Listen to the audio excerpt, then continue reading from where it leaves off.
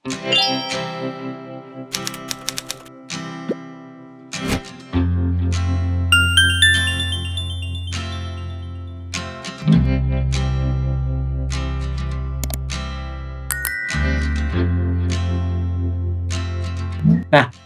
biasanya di sesi beda report mungkin yang bisa tercover bisa 2 report atau 3 report, dan kadang tergantung seberapa seru diskusinya ya.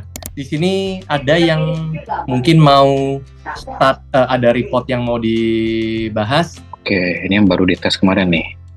Oke, ini kandidat atau existing team, Pak? Kandidat Ya. Oke, jenis report yang Pak Ijung pakai adalah jenis report job fit suitability. Kalau yang sedang akan dibahas di sini oleh Pak Ijung dan tim adalah report jenis job fit suitability. Tujuannya berbeda, tapi pola bacanya nanti bisa dipelajarin ya. Oke, saya izin share Yes. screen ya. Silakan Pak Ijung. Mungkin sambil bisa diceritain ini rencana tuh mau ditaruh di posisi apa? Oke, di posisi apa? Lalu Ya ini kebetulan kita cari untuk sales admin project ya. Jadi job desk-nya itu kurang lebih ya, misalnya ada inquiry masuk, dia akan bikin quotation, dia akan kirim quotation dan upload. Kalau ada beberapa customer kita harus upload dokumen-dokumen juga harus disiapkan, karena untuk tender kadang-kadang ada sekian lembar dokumen harus disiapkan, kita harus upload dan harus follow up juga sampai nanti misalnya ada PO, misalnya dari PO baru nanti ada tim berikutnya, ada admin berikutnya akan melanjutkan gitu. Oke, dia melakukan negosiasi nggak Pak? Untuk untuk project kecil mungkin iya. Oke, jadi dia tapi lebih banyak porsinya adalah yang sifatnya paperwork, admin, yang jemput bola sudah ada tim sales yang lain gitu ya Pak, bisa bilang gitu ya? Iya. Kalau jenis yang ini di awal, sekali lagi ya, kalau di Kevin, report kita tidak melihat seberapa jago orangnya, seberapa tinggi pengalaman dia. Yang kita lihat adalah murni tentang soft skill. Soft skill di sini ya kita bicara tentang attitude-nya, bicara tentang mindset-nya, kayak gitu. Nah, jadi data-data dari hasil report ini dipakai untuk jadi bahan pertimbangan kita. Jadi untuk input, bukan sebagai output. Ya, input dulu supaya kita tahu, oh orangnya kayak gini. Kalau kita mau hire dia, sehingga kita sudah tahu area mana yang kita bisa expect, mana yang jangan. Ya. Nah. Oke.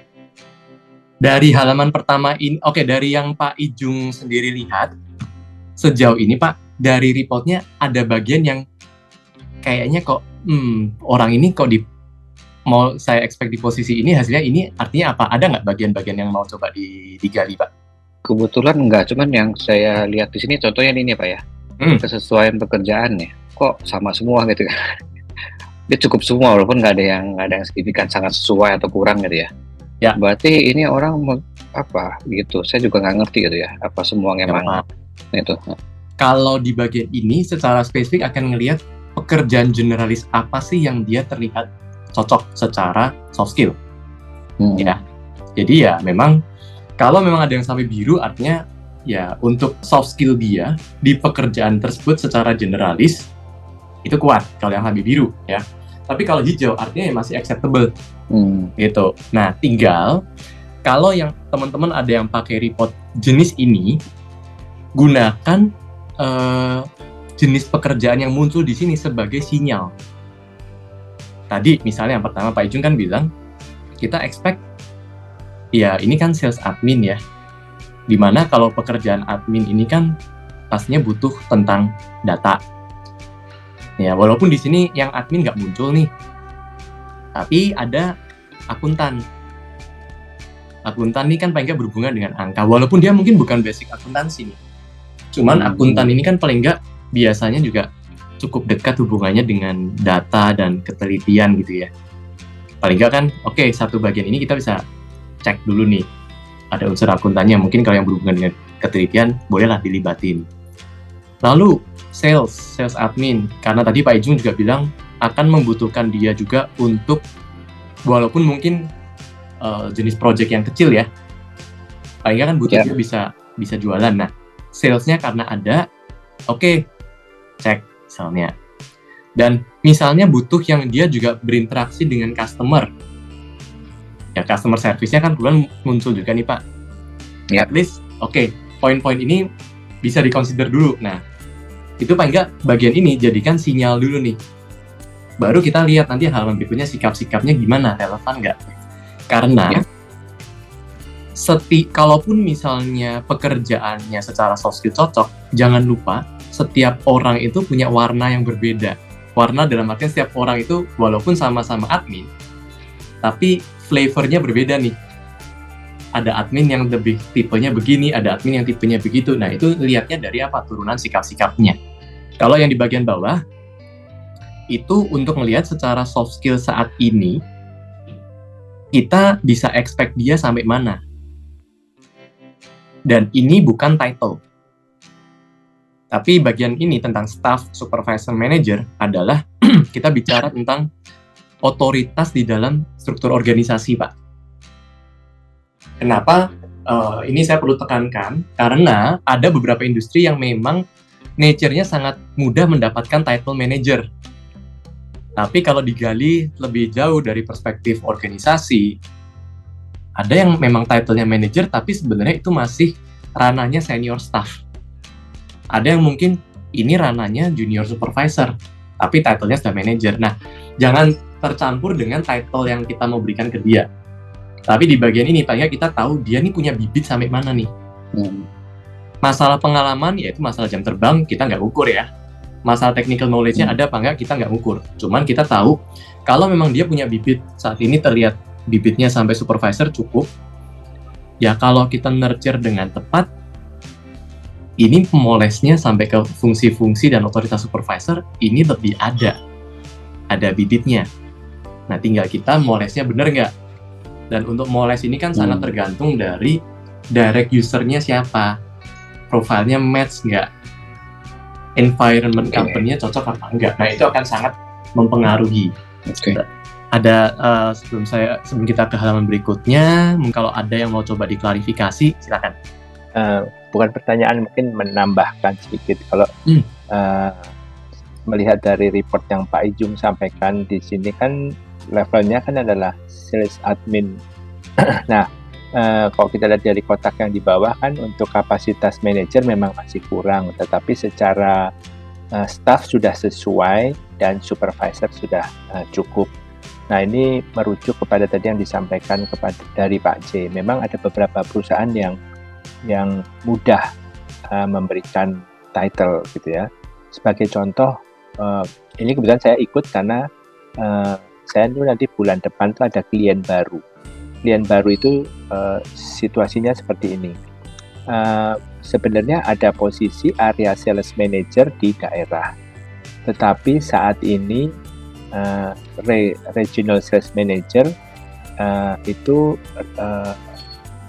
mereka mensupervisi para supervisor. Jadi area sales manager-nya itu dikosongkan, sehingga mau nggak mau supervisor itu memegang area sales manager atau regional sales manager, dia memegang area sales manager. Jadi pekerjaannya itu bertumpuk atau bertambah.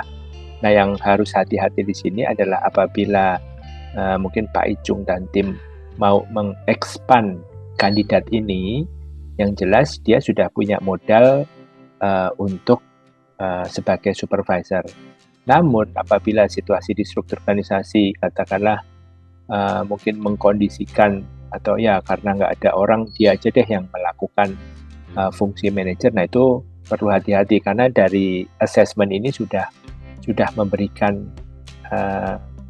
gambaran awal untuk manajemen juga mengeksersis kemampuan dia gitu. Jadi hendaknya kita pun juga bisa mengutilisasi secara optimal bagaimana memanfaatkan assessment ini. Jangan sampai seolah-olah kita beri kesempatan deh, kita coba deh gitu. Tapi harus terukur juga. Paling tidak kalau sekarang dia staff mau diberikan job enrichment sebagai supervisor bisa dipertimbangkan karena secara kesiapan dia sudah cukup. Mungkin tambahannya itu aja sih untuk Mbak Jack. Terima kasih. Thank you Pak Ditya. Itu insightful banget. Yes. Tapi ini kalau dalam perjalanan tuh misalnya anak ini Pak ya, setelah berapa tahun itu ada kemungkinan dia akan berubah. Misalnya nanti setelah berapa tahun dia bisa punya skillnya naik dari manajer, itu akan kelihatan Pak? Bisa kelihatan?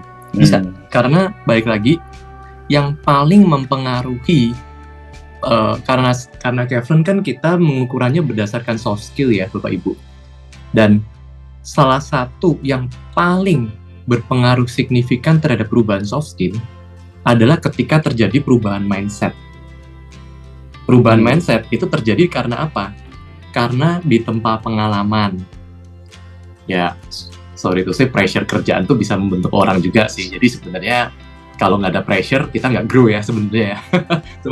cuman ya memang pas lagi di tahap kena pressure tuh memang nggak enak gitu loh. Nah, cuman kalau dia di nurture dengan tepat, environment-nya tepat, sebenarnya analoginya adalah kayak gini teman-teman.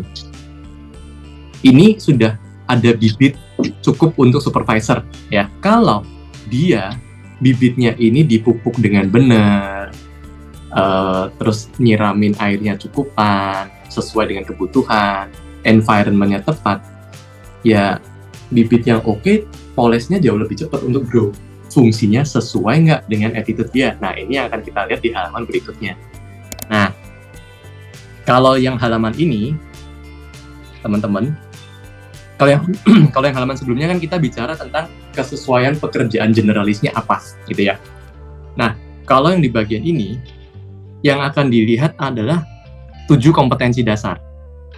Jadi teman-teman yang pakai report jenis ini, siapapun yang dites, yang akan dilihat adalah kadar dari 7 kompetensi ini. Kadarnya aja setiap orang bisa beda-beda. Ya. Nah, cara pertama ketika mau melihat hasil ini adalah kita benar-benar harus clear banget fungsi yang kita harapkan apa dari orang ini. Lalu kita juga perlu membayangkan dia akan banyak menghadapi situasi yang seperti apa. Baru kita lihat attitude-nya ini relevan nggak. Kita nggak mungkin dapat orang yang kita cari bukan semua orang yang nilainya biru. Ingat, kita tidak cari the best candidate.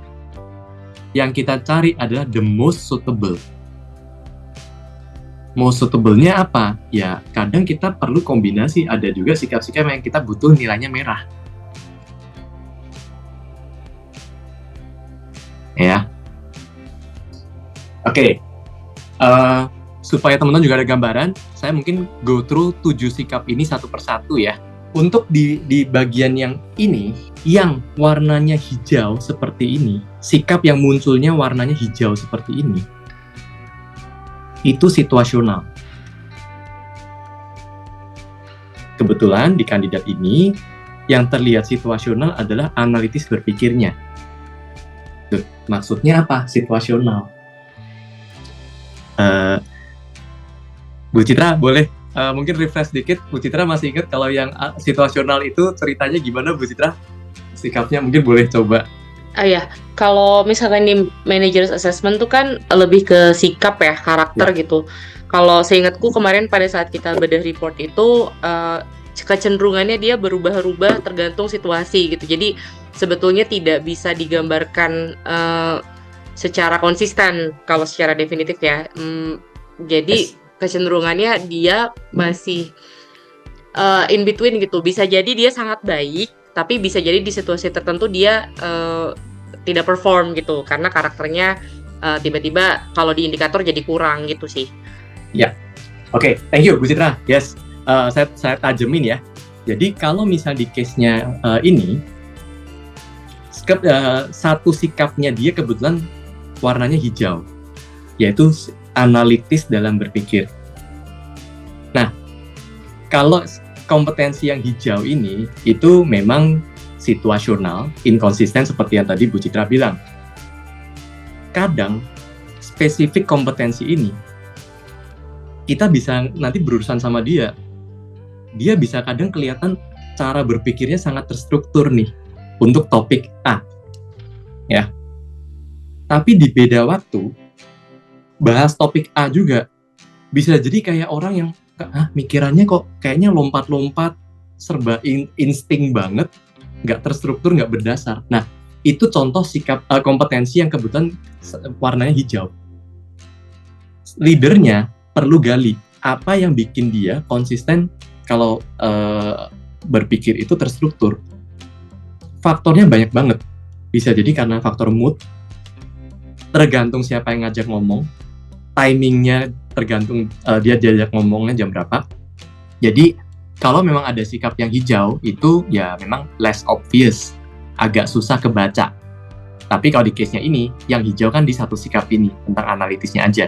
Nah, ini saya coba contoh cara baca polanya ya. Nanti teman-teman bisa coba kaitkan kalau misalnya ini kandidat yang ada di tempat Bapak Ibu. Contoh, ketenangan tertekannya kan kuat nih, ya. Ditambah kemandiriannya juga termasuk kuat. Sorry, kemandirian. Nah, kira-kira coba Bapak Ibu, kebayang nggak ini arahnya kemana? Orangnya tenang banget ketika tertekan, juga orangnya mandiri dalam berpikir dan bertindak. Ada yang mau coba share opini? Bisa jadi free rider ya Pak, bisa jalan sendiri tanpa konsultasi, tanpa ya tadi Bapak bilang ya, masalah juga dia coba selesaikan sendiri, padahal belum tentu benar itu hasilnya. Betul. Dan kemandirian sekuat ini biasanya nggak terlalu suka di micromanage. Cuman dia nggak akan kebaca juga kalau dia nggak nyaman. Di micromanage dia mungkin akan kayak chill aja, tenang aja, tapi sebenarnya dia mungkin nggak terlalu nyaman udahan. Tapi nggak kebaca dari luar. Kenapa? Karena tenang sekali orangnya. Nah, coba bayangkan, sekarang bayangkan juga Pak Ijung dan teman-teman juga ketika ngeliat report, penting juga selain tadi kaitkan dengan fungsi, kaitkan juga dengan ini direct reportnya dengan siapa, directnya dia atau rekan kerjanya gimana. Karena kalau kita udah tahu polanya, ya kan sebenarnya tujuannya organisasi bisa perform kan, ya put the right man on the right place ya, atau put the right woman on the right place juga gitu loh. Nah, tapi kalau dalam satu tim, misalnya 3 orang, sama-sama kemandiriannya kuat semua, ini semua jalan sendiri-sendiri nih. Jadi memang kalau bicara tentang people, ya kita perlu tahu timnya dia sekelilingnya gimana gitu.